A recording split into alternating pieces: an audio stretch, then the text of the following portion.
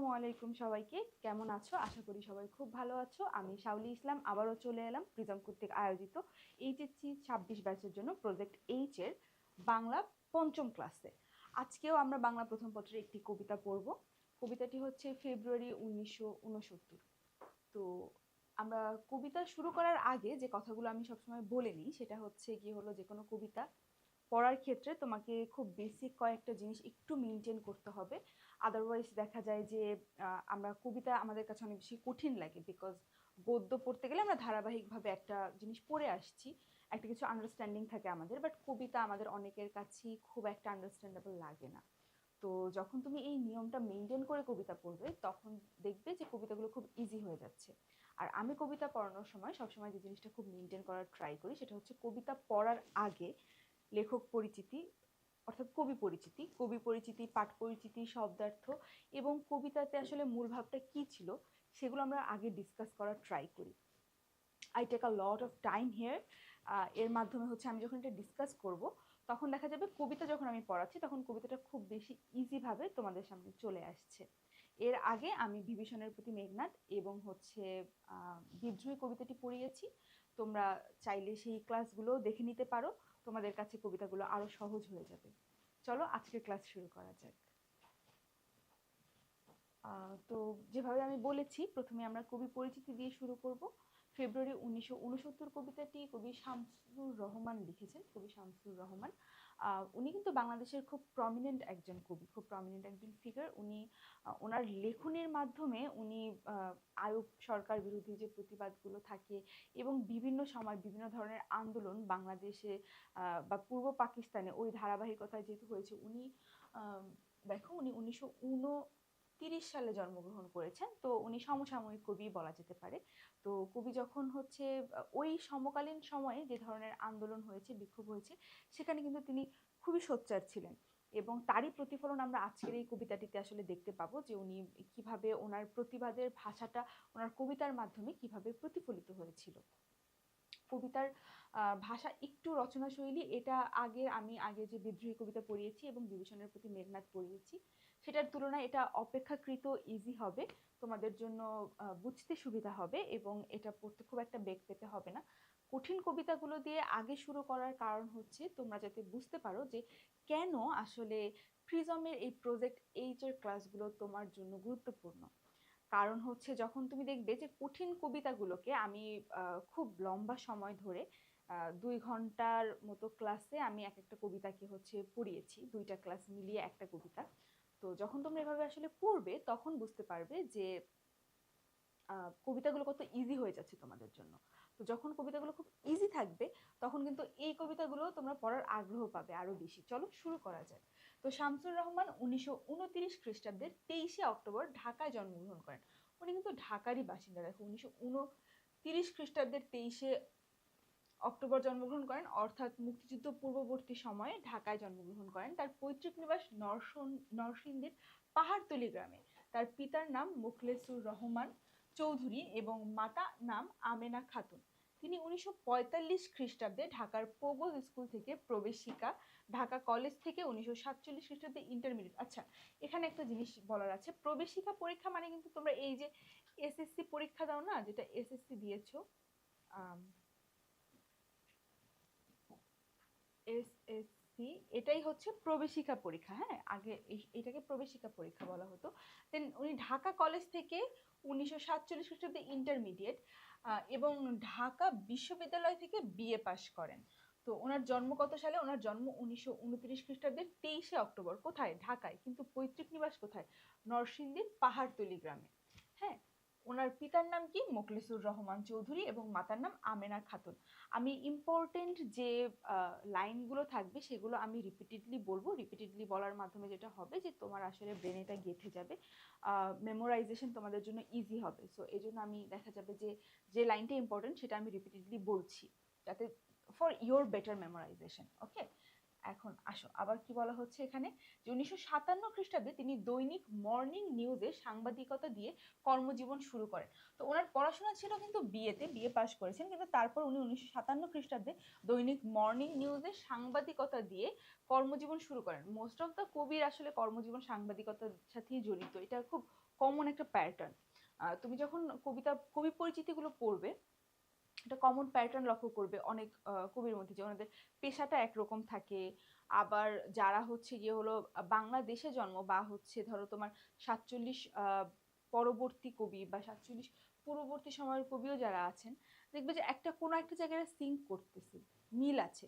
তো এক্ষেত্রে আমি তোমাদেরকে একটা সাজেস্ট করব একটা বিষয়, সেটা হচ্ছে তোমার বইয়ে, তোমার কারিকুলামে যে কয়টা হচ্ছে কবি পরিচিতি, লেখক পরিচিতি আছে, সেখানে সবার নাম দিয়ে তার জন্ম মৃত্যুগুলো লিখে ফেলবে। বিকজ ইউ নেভার নো যে কোনটা আসবে, বাট ইউ ডেফিনেটলি নো যে এখান থেকে একটা আসবে, একজনের জন্ম মৃত্যুর সাল এবং হচ্ছে জন্ম মৃত্যুর জায়গা, এটা আসবে, বাট ইউ নেভার নো যে কোনটা আসবে। এবং এটা আসলে আমরা যারা পড়াই, আমরাও এটা ডিফাইন করে দিতে পারি না যে এটা থেকে আসবে, বিকজ এটা আসলে ডিফাইন করার মতো না। কিছু কিছু অবজেক্টিভ থাকে যেটা ডিফাইন করা যায় না।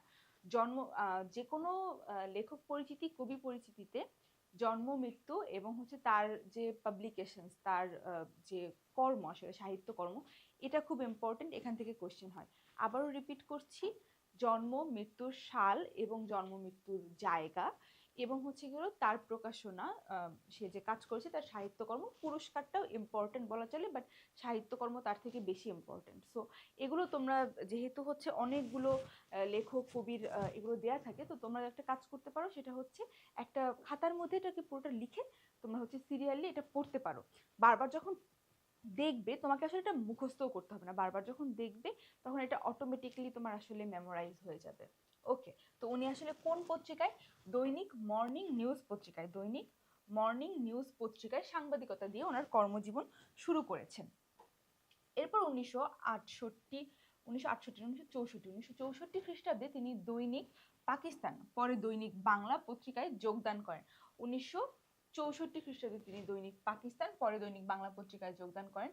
1949 খ্রিস্টাব্দে সাপ্তাহিক সোনার বাংলা পত্রিকায় কবির কবিতা প্রথম প্রকাশিত হয়। আচ্ছা, এটা খুব ইম্পর্টেন্ট একটা জায়গা, দেখো 1949 খ্রিস্টাব্দে কোথায় সাপ্তাহিক সোনার বাংলা পত্রিকায় কবির কবিতা প্রথম প্রকাশিত হয়। হ্যাঁ, 1949 খ্রিস্টাব্দে সাপ্তাহিক সোনার বাংলা পত্রিকায় কবির কবিতা প্রথম প্রকাশিত হয়। আজীবন তিনি নিষ্ঠার সঙ্গে কাব্য সাধনায় নিয়োজিত ছিলেন। আজীবন উনি নিয়োজিত ছিলেন।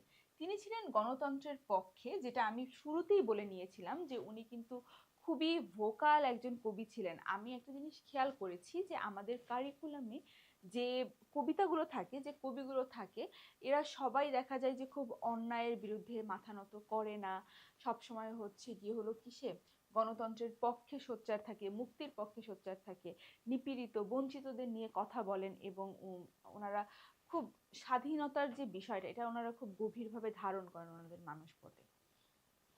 গণতন্ত্রের পক্ষে ছিলেন, সভ্য সুন্দর ও ন্যায়ের পক্ষে ছিলেন। রাষ্ট্রভাষা আন্দোলন থেকে শুরু করে স্বাধীনতা যুদ্ধ ও পরবর্তী সকল গণতান্ত্রিক আন্দোলনের পক্ষে প্রতি অকুণ্ঠ সমর্থন তার কবিতাকে করেছে অনন্য বৈশিষ্ট্য মণ্ডিত। তো দেখো, কবি শামসুর রহমানের কবিতার একটা অনন্য বৈশিষ্ট্যই হচ্ছে গিয়ে হলো, ওনার কবিতায় কি থাকে, যে কোনো গণতান্ত্রিক আন্দোলনের প্রতি ওনার কবিতায় একটি আকুণ্ঠ সমর্থন থাকে। হ্যাঁ, যেটার কারণে ওনার কবিতাগুলো অনন্য বৈশিষ্ট্য মণ্ডিত।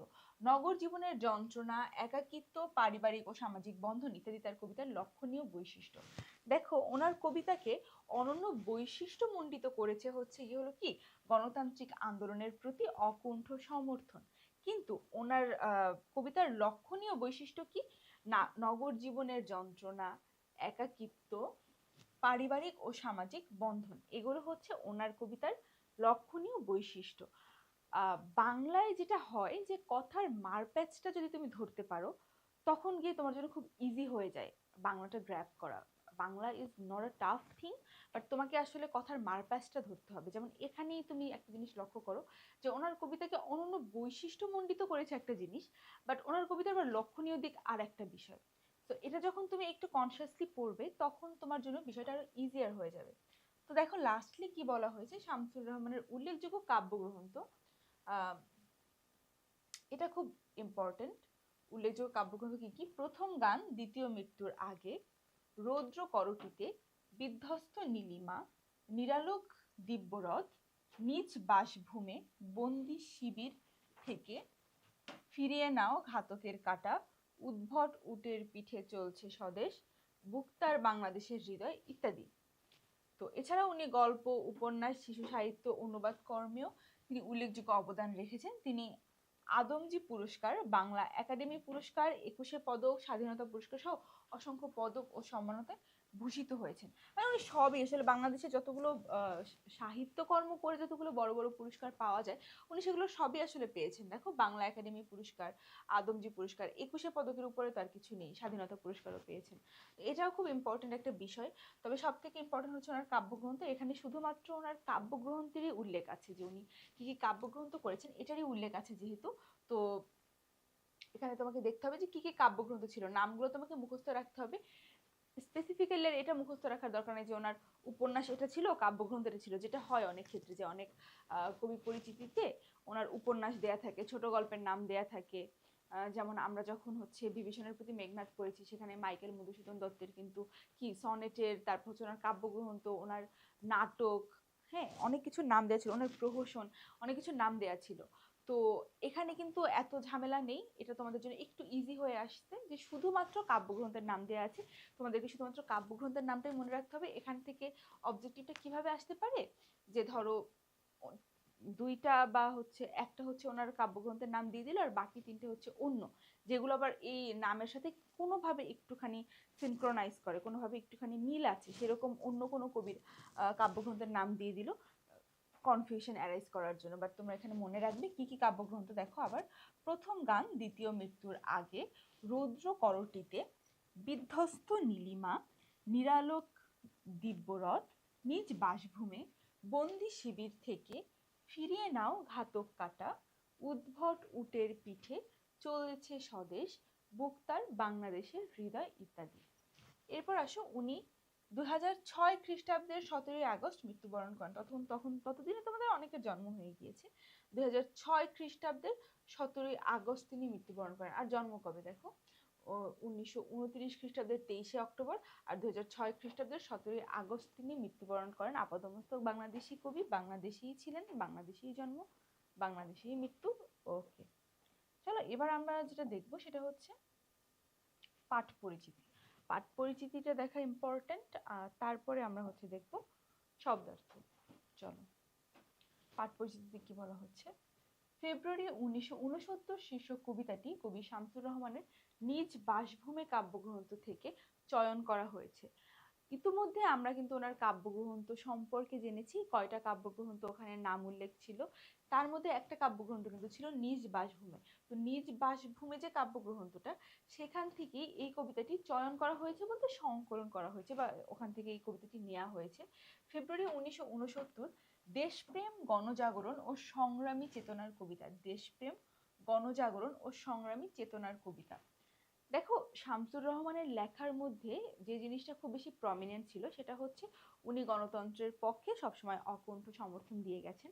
তো স্বাভাবিকভাবেই এই কবিতাটাও হতে হবে এরকম, যেখানে দেশপ্রেম থাকবে, গণজাগরণ থাকবে। গণজাগরণ বলতে মূলত বোঝায় এ ধরনের একটা বিষয়, যে ধরো যেখানে অনেক হয় না, আপামর জনগণ মিলে একটা ন্যায় প্রতিষ্ঠার কাজে আসলে তারা যখন যুক্ত হয়ে যায়, যেটা 52 ভাষা আন্দোলনে হয়েছে। 52 ভাষা আন্দোলনে কিন্তু ছাত্র জনতারা শুরু করলেও পরবর্তীতে গিয়ে এটা কিন্তু শুধুমাত্র ছাত্রদের মধ্যে সীমাবদ্ধ থাকেনি।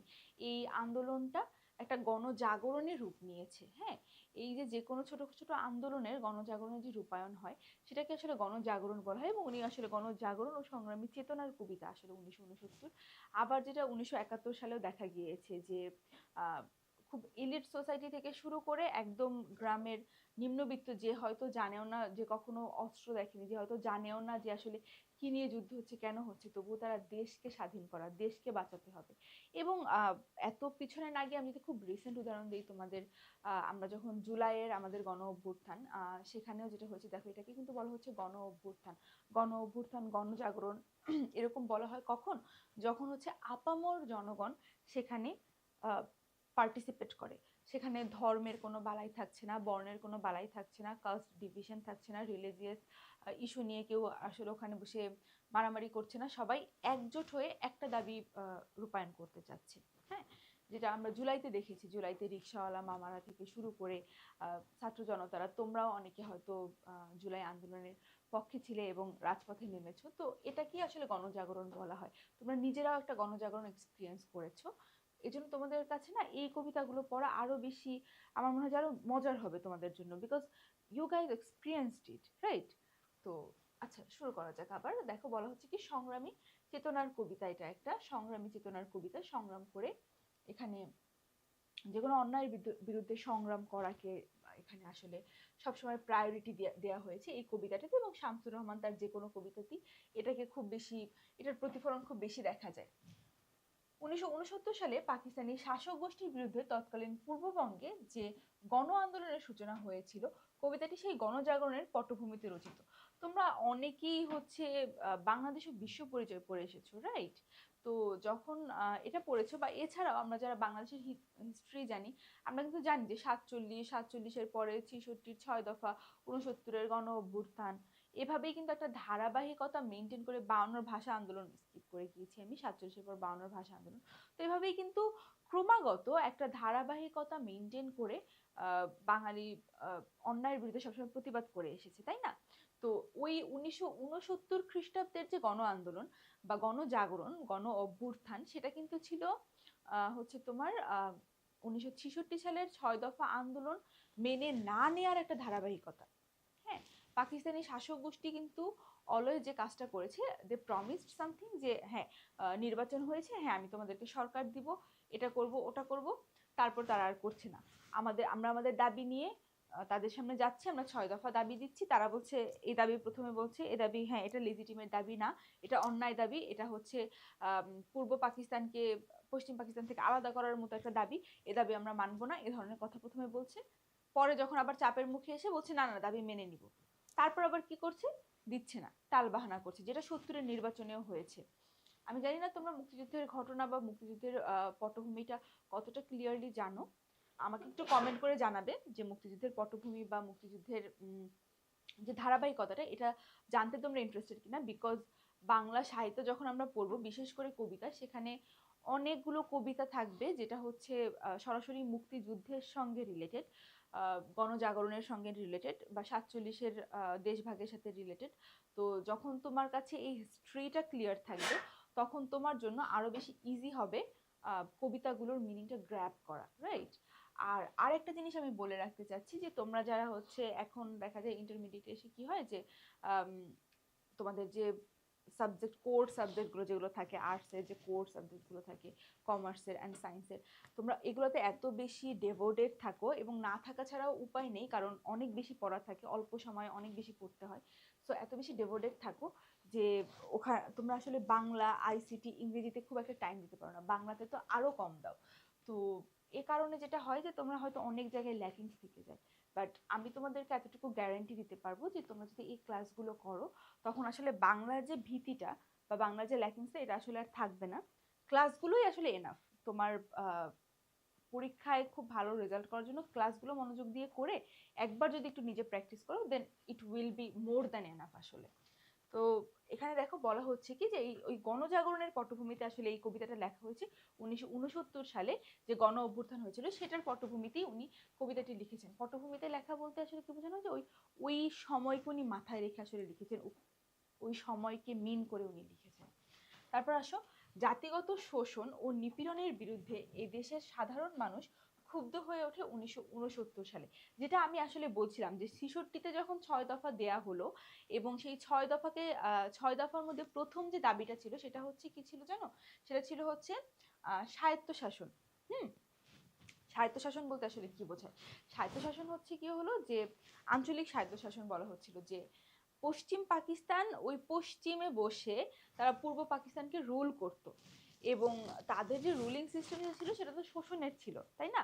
যে কোনো বাজেট বরাদ্দ হলে, যা কিছু হলে সেটা সিংহভাগ তারা নিত, এবং উচ্ছিষ্ট যেটা থাকতো নামমাত্র দেয়া হতো পূর্ব পাকিস্তানে।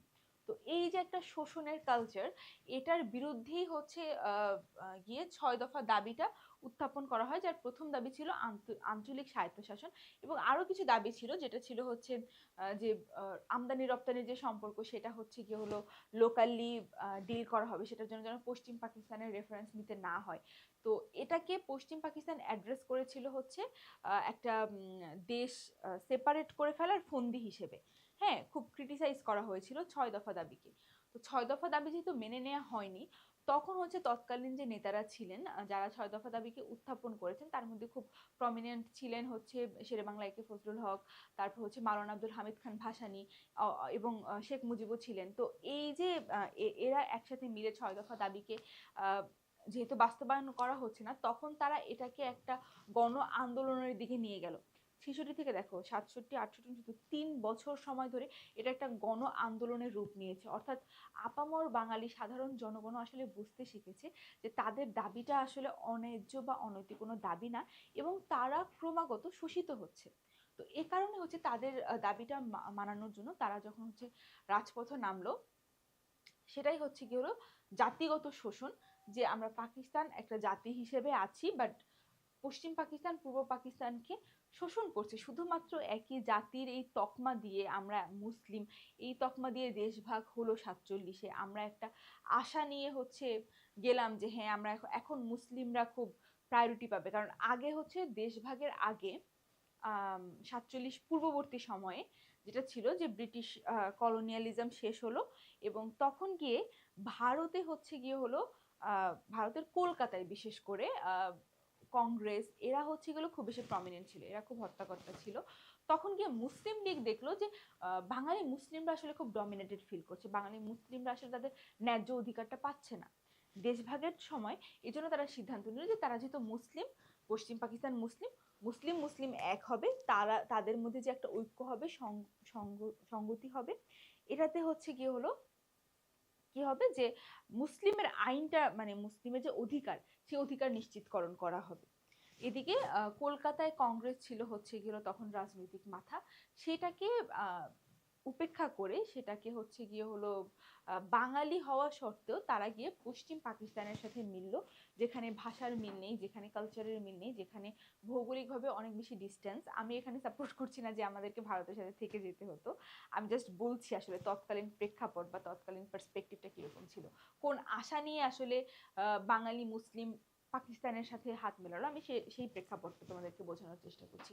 তো যখন এরকম একটা এক্সপেকটেশন নিয়ে হয় না, যে তুমি একটা এক্সপেকটেশন নিয়ে একটা জায়গায় যাচ্ছ, বা এই ধরো কলেজে ভর্তির ক্ষেত্রেই হয়তো তোমরা অনেকেই তোমাদের ড্রিম কলেজে পড়তে পারছো, যেটা আমার ক্ষেত্রে হয়েছিল, আমি আমার ড্রিম কলেজে পড়তে পেরেছিলাম, কিন্তু আমাকে যে পরিমাণ প্যারা দেওয়া হয়েছিল আমার কলেজ থেকে, তো আমি গিয়ে তো পুরাই হতাশ হয়ে গিয়েছিলাম, আমি কোপ আপ করতে পারছিলাম না। তো সেম জিনিসটা বাংলাদেশের বাঙালি জনগোষ্ঠীর ক্ষেত্রে হয়েছিল, যে পূর্ব পাকিস্তানিরা যখন হচ্ছে পশ্চিম পাকিস্তানের সাথে গেল শুধুমাত্র মুসলিম হওয়ার খাতিরে, ধর্ম এক, এবং এখন মুসলিমদের একটা অধিকার নিশ্চিত হবে। যখন আমি এখন পার্টিশন স্টাডি নিয়ে পড়ছি, তো এই বিষয়টা আমি খুব ভালোভাবে বুঝি, এই ডাইকোটমিটা।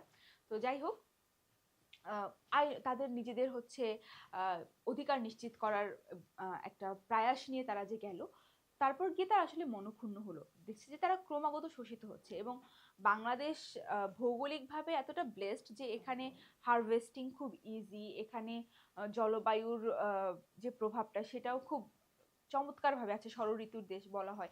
এখন হয়তো অত সুন্দরভাবে ষড়ঋতু দেখা যাচ্ছে না, like global warming and etcetera etcetera, but still তুমি খুব সাটেল ভাবে ফিল করতে পারবে যে ষড়ঋতুর প্রভাব এখনো আছে। You still can sense Hemanta, still শীতের আগে, তো এরকম আর কি। যাই হোক, তো এই কারণে হচ্ছে বলা হচ্ছে যখন হচ্ছে তাদের এক্সপেকটেশনটা আসলে ফুলফিল হলো না, এবং আপামর জনগণ যখন এটা বুঝতে পারলো, তখন তারা এই জাতিগত শোষণ নিপীড়নের বিরুদ্ধে এদেশের সাধারণ মানুষ ক্ষুব্ধ হয়ে ওঠে 1969 সালের গণ অভ্যুত্থানের সময়। এটা কিন্তু 1966 সালের ধারাবাহিকতা। প্রত্যন্ত গ্রাম অঞ্চল, হাটবাজার, কলকারখানা, স্কুল কলেজ, বিশ্ববিদ্যালয় থেকে অসংখ্য মানুষ জড়ো হয় ঢাকার রাজপথে। দেখতে পাচ্ছ যে আমি যে কথাটাই আসলে রিপিটেডলি বলছি, যে গণজাগরণ বা গণ অভ্যুত্থান কখন হয়, যখন প্রত্যন্ত গ্রাম অঞ্চল, হাটবাজার, কলকারখানা, স্কুল কলেজ, বিশ্ববিদ্যালয় থেকে অসংখ্য মানুষ জড়ো হয় একটা জায়গায় একটা দাবি আদায়ের জন্য। কোথায় তারা জড়ো হয়েছিল? ঢাকার রাজপথে এরা জড়ো হয়েছিল। শামসুর রহমান এই বিচিত্র শ্রেণী পেশার মানুষের স্বতঃস্ফূর্ত সংগ্রামী চেতনার অসাধারণ এক শিল্পভাষ্য নির্মাণ করেছেন এই কবিতায়। দেখো তোমার কাছে কিন্তু এখন কবিতাটা খুব ইজি হয়ে যাবে, কারণ you already know the context of this poem, right? দেখো এখানে কি বলা হচ্ছে যে এই শামসুর রহমান কি করেছেন, এই যে বিচিত্র ধরনের পেশার মানুষ একসাথে এসে ঢাকায় জড়ো হয়েছিল, তাদের এই যে স্বতঃস্ফূর্ত সংগ্রামী একটা চেতনা, হ্যাঁ, স্বতঃস্ফূর্ত বলতে বোঝায় এদের কাউকে আসলে জোর করা হয়নি, তারা খুব ইচ্ছে, নিজ ইচ্ছায়, হ্যাঁ, নিজ ইচ্ছায় ইনথুজিয়াজমের সাথে তারা হচ্ছে এসে এই আন্দোলনে যোগদান করেছে। তো স্বতঃস্ফূর্ত সংগ্রামী চেতনার এক অসাধারণ শিল্প ভাষ্য নির্মাণ করেছেন এই কবিতায়। কবিতাটিতে দেশমাতৃকার প্রতি জনতার বিপুল ভালোবাসা সংবর্ধিত হয়েছে। ইতোমধ্যে আমরা যে কয়টা কবিতা পড়েছি, ইনক্লুডিং বিভীষণের প্রতি মেঘনাদ, বিদ্রোহী, সেখানে আসলে ওই দেশমাতার প্রতি বিপুল ভালোবাসা এবং শ্রদ্ধা, নিজের দেশের প্রতি হচ্ছে গিয়ে হলো যে শ্রদ্ধা, এটাই আসলে দেখানো হয়। তো প্রত্যেকটা কবিতাতেই আসলে দেশপ্রেম, দেশের প্রতি যে ভালোবাসা, এটাই আসলে প্রত্যেকবার চিত্রায়িত হয়েছে। তো তারপরে কি বলা হয়েছে দেখো, দেশকে ভালোবেসে মানুষের আত্মদান আত্মহুতির প্রেরণাকে কবির গভীর মমতা ও শ্রদ্ধার সঙ্গে মূর্ত করে তুলেছেন। মূর্ত করে তুলেছেন বলতে ফুটিয়ে তুলেছেন আসলে কোন জিনিসটাকে, দেশকে ভালোবেসে মানুষের আত্মদান ও আত্মহুতির প্রেরণাকে, কোন প্রেরণাকে, আত্মদান ও আত্মহুতির প্রেরণাকে তিনি গভীর মমতা ও শ্রদ্ধার সঙ্গে মূর্ত করে তুলেছেন। কবিতাটি 21-এর রক্তঝরা দিনগুলোতে স্বৈর শাসনের বিরুদ্ধে এদেশের সংগ্রামী মানুষের আত্মহুতির মাহাত্ম্যের প্রগাঢ়তা লাভ করেছে। কবিতাটিতে 21-এর যে রক্তঝরা দিনগুলো ছিল সেখানে স্বৈরশাসনের বিরুদ্ধে এদেশের সংগ্রামী মানুষের আত্মহুতির মাহাত্ম্যের প্রগাঢ়তা লাভ করেছে। গদ্যছন্দ ও প্রবাহমান ভাষার সুষ্ঠু বিন্যাসে কবিতাটি বাংলা সাহিত্যের এক অনন্য সংযোজন। কিসের কারণে? গদ্যছন্দ ও প্রবাহমান ভাষার সুষ্ঠু বিন্যাসের মাধ্যমে। প্রবাহমান ভাষার সুষ্ঠু বিন্যাস বলতে আসলে এখানে কি বোঝানো হয় আমি সেটা একটু বলে দেই তোমাদেরকে। প্রবাহমান ভাষার সুষ্ঠু বিন্যাস হচ্ছে কি হলো, আমরা প্রমিত যে ভাষাটা ব্যবহার করে অভ্যস্ত, আমি যে ভাষায় কথা বলছি তোমাদের সঙ্গে, তোমরা যে ভাষায় কমিউনিকেট করো, এই যে প্রবাহমান ভাষা, এই যে আধুনিক ভাষা, আধুনিক বাংলা ভাষা, এই ভাষাতেই উনি যত সুষ্ঠুভাবে এই কবিতার একটা বিন্যাস দেখিয়েছেন, এটা আসলে খুব বিরল এবং এটাই আসলে প্রশংসার দাবি রাখে।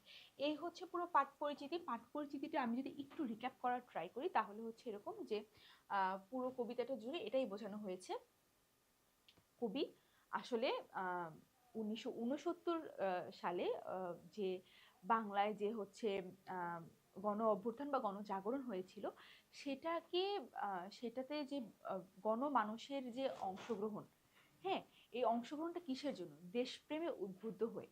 এই অংশগ্রহণকে কবি হচ্ছেন গিয়ে হলো একটা কাব্যিক উপমায় দেখিয়েছেন। মানুষের যে দেশপ্রেম, মানুষের যে আত্মত্যাগ, আত্মহুতি, সেটাকে উনি একটা কাব্যিক ছন্দে, কাব্যিক উপমায় দেখানোর চেষ্টা করেছেন এই কবিতার মাধ্যমে। এটাই হচ্ছে পাঠ পরিচিতির মূল কথা এবং এটাই আসলে কবিতারও মূল কথা। তো আমরা যদি যাই প্রিভিয়াস স্লাইডে, ওকে, দেখো এখানে এখন আমরা শব্দার্থগুলো পড়বো। তো শব্দার্থ একটা কথা বলা হচ্ছে যে প্রথম একটা লাইন ছিল ডট ডট দিয়ে আমাদের চেতনারই রং। এখানে বলা হচ্ছে কি, প্রতি বছর শহরের পথে পথে কৃষ্ণচূড়া ফুল ফোটে, কবির মনে হয় যেন ভাষা শহীদদের রক্তের বুদবুদ কৃষ্ণচূড়া ফুল হয়ে ফুটেছে। তাই 21-এর কৃষ্ণচূড়াকে কবি আমাদের চেতনার রঙের সঙ্গে মিলিয়ে নিতে চান। ভাষার জন্য যারা রক্ত দিয়েছেন, জীবন উৎসর্গ করেছেন, তাদের ত্যাগ আর মহিমা যেন মূর্ত হয়ে ওঠে থরে থরে ফুটে থাকা লাল কৃষ্ণচূড়ার স্তবকে স্তবকে। এখানে কবি যে উপমাটা ব্যবহার করেছিলেন কবিতায় শব্দার্থে, সেটা কি আসলে অ্যানালাইজ করা হচ্ছে যে কবি কৃষ্ণচূড়ার যে লাল রং, সেটাকে সে বলেছেন আমাদের চেতনার রং হিসেবে। তো চেতনার রং কে লাল বলার কারণটা হচ্ছে কি, 1952 খ্রিস্টাব্দে আমাদের যে ভাষা আন্দোলন হয়েছে এবং সেখানে যারা শহীদ হয়েছিলেন, তাদের যে আত্মত্যাগ, তাদের যে আত্মহুতি, সেটার প্রতি সম্মান জানিয়ে কবি বলতে চেয়েছেন যে আমাদের যে চেতনা, হ্যাঁ, চেতনা বলতে আসলে কি বোঝানো, আমাদের যে চৈতন্য, আমাদের যে কনসিয়াসনেস, আর আমরা ধরো বাঙালি জাতি হিসেবে আমাদের মধ্যে একটা কনসিয়াসনেস, যখন তোমাকে বলা হয় যে বাংলা সংস্কৃতি, তখন চলে আসে না তোমার কনসিয়াসে যে ও আচ্ছা হ্যাঁ, ইলিশ মাছ, মাছে ভাতে বাঙালি, হ্যাঁ। তো এই যে কিছু বিষয় আমাদের জাতিগত কনসিয়াসনেসের সাথে, জাতিগত চেতনার সাথে মিশে গিয়েছে, সেখানে কবি আরো একটা জিনিসকে ইনক্লুড করতে চাচ্ছেন, সেটা কি, কৃষ্ণচূড়ার লাল রং। এটা কি, এটা আমাদের চেতনারই রং, যেটা হচ্ছে ফেব্রুয়ারি 1952 খ্রিস্টাব্দে, যখন হচ্ছে আমাদের ভাষা শহীদরা শহীদ হয়েছেন, তাদের রক্তের প্রতি শ্রদ্ধা জানিয়ে তিনি বোঝাতে চাচ্ছেন যে আমাদের চেতনার রং হওয়া উচিত আসলে লাল, কারণ তারা ভাষার জন্য রক্ত দিয়েছেন, জীবন উৎসর্গ করেছেন। তাদের ত্যাগ আর মহিমা যেন মূর্ত হয়ে ওঠে থরে থরে ফুটে থাকা লাল কৃষ্ণচূড়ার স্তবকে স্তবকে। হ্যাঁ, এখানে কিন্তু দেখো আমাদের কবিতাটার নাম ছিল কি ফেব্রুয়ারি 1969, কিন্তু এখানে কিন্তু দেখো তোমার সেই 52-র ভাষা আন্দোলন আসছে, 66-এর নির্বাচন, 66-এর 6 দফা আসছে, 69-এর হচ্ছে গিয়ে হলো তোমার গণ অভ্যুত্থানও আসছে। মানে কোনো ঘটনা আসলে, ইতিহাস কিন্তু কোনো নিরবিচ্ছিন্ন ঘটনা না। হ্যাঁ, মানে ইতিহাস আসলে কোনো বিচ্ছিন্ন বিচ্ছিন্ন ঘটনা না, ইতিহাস একটা নিরবিচ্ছিন্ন ঘটনা। হ্যাঁ, তুমি একটার সাথে একটা একটা লিঙ্কড, তুমি একটা ছাড়া আরেকটাকে কখনো ইমাজিন করতে পারবে না, ভাবতে পারবে না, বা তুমি একটা ছাড়া একটাকে অ্যাড্রেস করতে পারবে না। It's not a separate thing. হ্যাঁ, এটা এটা কখনোই সেপারেট না। দেখো তারপর বলা হচ্ছে কি মানবিক বাগান, কবিতার মধ্যে একটা লাইন আছে যেখানে হচ্ছে মানবিক বাগান শব্দটা এসেছে। মানবীয় জগৎ, মানবিক বাগান বলতে কবি আসলে মানুষের যে মন, মনের যে জগৎটা, সেটাকে উনি একটা বাগানের সাথে তুলনা করেছেন। বাগান যেমন কি থাকে, আমাদের সবার খুব পছন্দের থাকে না, বাগান খুব পজিটিভ এনার্জি দেয়, ফুলে ফুলে ভরা, গেলেই মনটা ভালো হয়ে যায়। তো কবি আসলে মানুষের মনকে একটা বাগানের সাথে তুলনা করে বলেছেন মানবিক বাগান। মূলত এখানে বোঝাতে চেয়েছেন মানবীয় জগৎ, মনুষ্যত্ব, ন্যায় ও মঙ্গলের জগৎ। মানুষের যে সাইডটা আসলে মানুষের, আমাদের হয় না, we all have dark and light side inside us. আসলে আমরা কোনটা প্র্যাকটিস করবো ওটা আমাদের উপর ডিপেন্ড করে। আমাদের যে মগজ দেওয়া হয়েছে, আমাদের যে বিবেক দেওয়া হয়েছে, সেটা দিয়ে আমরা আসলে নির্ধারণ করি আমরা কোনটাতে অ্যাক্ট করব, কোনটা অনুযায়ী। তো আমাদের মানুষের যে লাইটের সাইডটা, যেখানে হচ্ছে গিয়ে হলো থাকে কাইন্ডনেস, যেখানে থাকে ন্যায়, মনুষ্যত্ব, মঙ্গলের চিন্তা, সেটাকেই কবি বলেছেন মানবিক বাগান, বা মানুষের লাইট সাইড, মনুষ্যত্বের সাইড, মানবীয় জগৎ। কমলবন, কমলবন বলতে বোঝানো হচ্ছে পদ্মবন। কমল মানে হচ্ছে পদ্ম, পদ্ম ফুল। কমলবন মানে পদ্মবন। কবি মানবিকতা, সুন্দর ও কল্যাণের জগৎ বোঝাতে কমলবন প্রতীকটি ব্যবহার করেছেন। দেখো এখানে প্রতীকী অর্থেও কিন্তু অনেক কিছু ব্যবহার করা হচ্ছে। কমলবন বলতে আসলে পদ্মবনকে বোঝানো হয়, কিন্তু কবি এখানে মানবিকতা, সুন্দর ও কল্যাণের জগৎ বোঝাতে কমলবন প্রতীকটি ব্যবহার করেছেন। তারপরে আসছে কি ওকে, বুঝি তাই 1900, এই ডট ডট দিয়ে আসলে বুঝে মাঝখানে কিছু লাইন ছিল, যাই হোক, খাবার সম্মুখে। তো এখানে বলা হচ্ছে 1952 সালের ঐতিহাসিক রাষ্ট্রভাষা আন্দোলনের ক্রমধারায় ছাত্র অসন্তোষকে কেন্দ্র করে গড়ে ওঠা ব্যাপক আন্দোলন 1969-এর গণ অভ্যুত্থানের রূপ নেয়। শহর ও গ্রামের সকল শ্রেণী পেশার মানুষ এই আন্দোলনে অংশগ্রহণ করেন। 6 দফা ও ছাত্রদের 11 দফার ভিত্তিতে গড়ে ওঠা এই আন্দোলন ছিল অপ্রতিরোধ্য। 1969 সালে আসলে 11 দফা আন্দোলন করা হয়, 11 দফা আন্দোলন করা হয়ে থাকে, এবং এটা ছিল অপ্রতিরোধ্য। এই আন্দোলনে পুলিশ গুলিতে মৃত্যুবরণ করেন আসাদুজ্জামান, মতিউর, ডক্টর শামসুজ্জোহা প্রমুখ। এই অংশে কবি শোষণ আর বঞ্চনার বিরুদ্ধে রুখে দাঁড়ানোর ও আত্মহতি দেওয়া বীর জনতাকে ভাষা শহীদ সালাম বরকতের প্রতি তাৎপর্যময় করে তুলেছেন। ওকে, এখানে দেখো অনেকখানি বড় একটা কথা বলা হয়েছে, যেটা হচ্ছে আসলে মূলত ওই যে আমি আন্দোলনের যে কনটেক্সটটা তোমাদেরকে বলেছিলাম, সেই কনটেক্সটের বিষয়টা নিয়ে আসলে এখানে কথা বলা হয়েছে। এবং যেটা বলা হয়েছে যে আন্দোলন আসলে অপ্রতিরোধ্য কেন হয়ে উঠেছিল, ক্ষুব্ধ ছাত্র জনতা এবং সাধারণ আপামর বাঙালি এখানে এসেছিল। 6 দফার কথা উল্লেখ আছে দেখো, যেটা 66 এর কথা, এবং 11 দফা হচ্ছে গেল, ওই 6 দফা মিলিয়ে, ছাত্রদের 11 দফা মিলিয়ে 1969-এ এটা হচ্ছে গেল একটা গণ আন্দোলনের রূপায়ণ ঘটে। এর ধারাবাহিকতা 1952 থেকে শুরু হয়েছিল, এবং মুক্তিযুদ্ধেরও আসলে প্রেরণা 1952। এখানে আরেকটা ইম্পর্টেন্ট বিষয় এখানে তুমি পাবে, সেটা হচ্ছে কি হলো, এখানে এই আন্দোলনে পুলিশের গুলিতে কারা শহীদ হয়, এটার কথা কিন্তু কবিতার মধ্যে পাবে না, এটা এখানেই পাবে। কে কে? আসাদুজ্জামান, নামগুলো মনে রাখো, আসাদুজ্জামান, মতিউর রহমান, মতিউর এবং ডক্টর শামসুজ্জোহা। কে কে? আসাদুজ্জামান, মতিউর, ডক্টর শামসুজ্জোহা। এই অংশে কবি শোষণ আর বঞ্চনার বিরুদ্ধে রুখে দাঁড়ানো ও আত্মহতি দেয়া বীর জনতাকে ভাষা শহীদ সালাম বরকতের প্রতীকে তাৎপর্যময় করে তুলেছেন। অর্থাৎ ভাষা শহীদ যারা ছিল, যে সালাম বরকত, রফিক, শফিক, সালাম বরকত, আমরা এটা জানি না, তো এদের সাথে আর কি কম্পেয়ার করা হয়েছে আসাদুজ্জামান, মতিউর এবং শামসুজ্জোহাকে। হ্যাঁ, এভাবে করে তাদেরকে আসলে তাৎপর্যময় করে তোলা হয়েছে। সেই ফুল আমাদেরই প্রাণ। ফুল বলতে এখানে বাংলা ভাষাকে বোঝানো হয়েছে। আমরা যখন কবিতাটা পড়বো তখন আমরা বুঝতে পারবো যে কোন কনটেক্সটে আসলে এটা এসেছে। তো সেই ফুল আমাদেরই প্রাণ। এতটুকুই ছিল হচ্ছে কি হলো আমাদের শব্দার্থের অংশ। তো আমরা হচ্ছে কি হলো একটা জিনিস যেটা দেখলাম যে শব্দার্থ পড়ে, পাঠ পরিচিতি পড়ে এবং কবি পরিচিতি পড়েও যে শামসুর রহমান অ্যাকচুয়ালি ওনার বাস্তব জীবনে খুব বেশি হচ্ছে ছিলেন ন্যায়ের পক্ষে। উনি অন্যায়ের বিরুদ্ধে সবসময় সোচ্চার ছিলেন এবং ন্যায়ের পক্ষে উনি কাজ করে গেছেন। সেটারই প্রেরণা থেকে ওনার কবিতার আসলে একটা হয় কি, তুমি যখন কবি পরিচিতিটা খুব ভালোভাবে পড়বে তখন তুমি আসলে কবির মনস্তত্ত্বটা জেনে গেলে। কবির মনস্তত্ত্ব জানা মানে হচ্ছে তুমি তার কবিতার ইন্সপিরেশন কি, তার কবিতার ধরন কি হবে। কবির মনস্তত্ত্ব জেনে ফেলা মানেই তুমি সৃজনশীলে লিখতে পারছো যে এই কবি এই কনটেক্সটে লিখেছেন। তোমার কাছে কবিতাটা হয়তো মনে নাই, উদ্দীপক যেটা দিয়েছে সেটা হয়তো তোমার খুব একটা কমন পড়ছে না, তুমি রিলেট করতে পারছো না, বাট তুমি কবির মনস্তত্ত্ব জানো, তুমি পাঠ পরিচিতি জানো কবিতার, তখন তুমি বুঝতে পারবে যে আসলে এটা স্বাধীনতার চেতনা নিয়ে কথা বলা হয়েছে। প্রত্যেকটা আন্দোলন দেখো, 52-র ভাষা আন্দোলন হোক, সেখান থেকে 66-এর 6 দফা, তারপরে হচ্ছে গিয়ে আবার কি সেখানে 11 দফা, তারপর 69-এর আন্দোলন, সবগুলো আন্দোলন একটার সাথে একটা ইন্টারকানেক্টেড, একটার সাথে একটা রিলেটেড। এই যে এদের মধ্যে যে রিলেশনটা, হ্যাঁ, এটাতেই ক্রমাগত আস্তে আস্তে এগোতে এগোতে এগোতে এগোতে গিয়ে কি হলো, 70-এর নির্বাচনের পরবর্তী সময় গিয়ে 71-এর ভাষা আন্দোলন হলো। এই ধরনের কবিতাগুলো হচ্ছে পড়ার ক্ষেত্রে আমরা ইতিহাসটাকে খুব বেশি প্রায়োরিটি দিব। বিকজ তুমি যখন এই ইতিহাসটা জানবে, বাংলার 47 পরবর্তী পুরো বাংলার ইতিহাসটা যখন জানবে, তখন তোমার কাছে এই ধরনের কবিতার অ্যান্সার করাটা ইজি হবে। এবং তুমি একটু তোমার হাতের কাছে যে গাইড বইটা থাকে তুমি একটু খুলে দেখো, আমরাও প্রীতম প্রকাশনী থেকে তোমাদেরকে বই প্রোভাইড করবো, যেটা আসলে খুবই বেশি প্রিমিয়াম কোয়ালিটির হবে, একদম ছেকে ছেকে যেগুলো খুব বেশি ইম্পর্টেন্ট সেগুলোই আমাদের বইয়ের মধ্যে থাকবে। খুব দ্রুতই বইটা আসলে বাজারে আসবে ইনশাল্লাহ। তো আপাতত তোমার রেঞ্জের মধ্যে যেটা আছে সেটা খুলে তুমি দেখবে যে এই ধরনের কবিতার কনটেক্সট সবকিছু থাকে, মুক্তিযুদ্ধ, ভাষা আন্দোলন, এরকম কোনো একটা কিছু নেই, উদ্দীপকটা থাকে সবসময় কোনো একটা আন্দোলনকে কেন্দ্র করে। তো তোমার কাছে এটা অ্যান্সার করা ইজি হবে কিনা, কারণ তুমি জানো কবির মনস্তত্ত্বটা কি ছিল, তুমি জানো এই কবিতার পাঠ পরিচিতি কি ছিল, তুমি জানো যে এখানে মূলত একটা 1969 সালের যে হচ্ছে গণ অভ্যুত্থান হয়েছে, সেখানে যে আপামর জনগণ যেভাবে অংশগ্রহণ করেছে, সেই কনটেক্সটে তুমি এটা লিখতে পারবে কিনা। 71 সালে যে জিনিসটা হয়েছে সেটারই কিন্তু ইন্সপিরেশন ছিল এই 69-এর গণ অভ্যুত্থান। যেহেতু আমি বলেছি ইতিহাস কোনো নিরবিচ্ছিন্ন, ইতিহাস কিন্তু কোনো বিচ্ছিন্ন ঘটনা না, ইতিহাস খুব নিরবিচ্ছিন্নভাবে চলে।